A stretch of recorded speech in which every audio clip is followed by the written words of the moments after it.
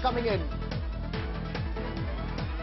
News coming in that a delegation, a bipartisan delegation of Japanese lawmakers are all set now to visit Taiwan. They will also be interacting with Taiwan's President Tsai Ing-wen, and they will also hold military-level discussions, is what we are being told.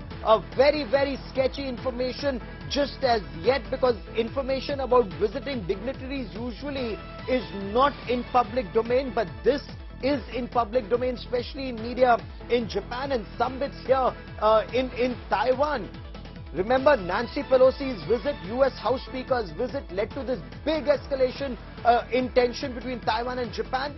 Instead of backing down, then there was another delegation that came from the United States of America, a bipartisan delegation of lawmakers, and now a delegation of lawmakers from Japan are scheduled to come to Taiwan. I quickly want to cut across to India Today's Foreign Affairs editor, Geeta Mohan, joining us for more on this story before I bring in Brian and Admiral Sinha. But Geeta, to you first, bring us details. What does this indicate?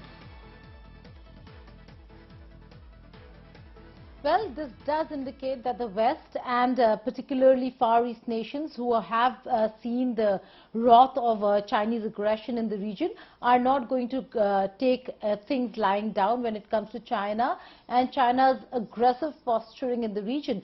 We've seen delegations in the past as well, Gaurav. This is not new.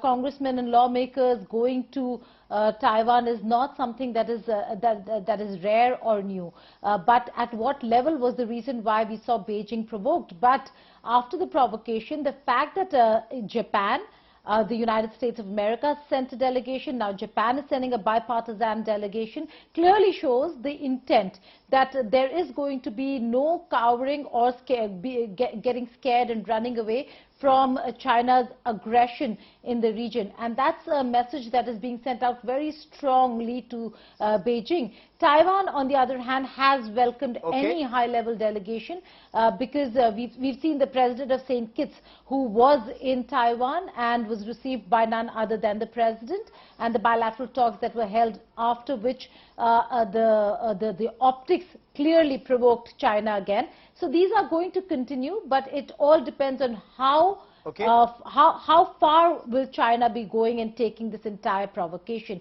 Are they going to be confined to military drills or beyond?